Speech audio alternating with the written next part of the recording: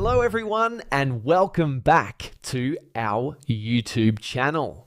In this video, I'm going to show you how to fix Audiobooks.com app not working. First, we'll start with something very simple, yet powerful.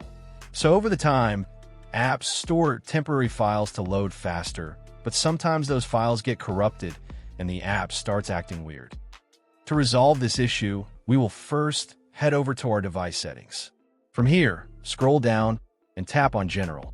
Once you're in the General Settings tab, look for iPhone Storage option and tap on it. Over here, you can either search for the app or you can scroll down and look for it.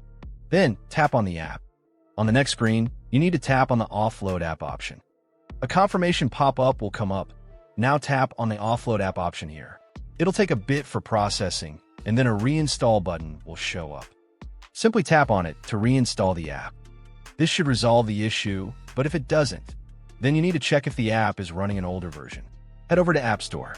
From here, double tap on this search icon in the bottom right corner, and then search for the app. Once the app comes up in the search result, and if you see this update button right next to the app, simply tap on it to make sure you're running the latest version of the app. However, if you continue to encounter this issue, then you will need to completely reinstall the app, which usually resolves the problem. Head over to this screen the way we did before, and over here, tap on the Delete App option here to uninstall the app from your device. A confirmation pop-up will come up. Now tap on the Delete option here. Once uninstalled, open up App Store and search for the app in the search bar. After the app comes up in the search result, simply click on this cloud icon to install it back onto your device. Hopefully, this resolves the issue. If it does, consider sending a super thanks to support our channel.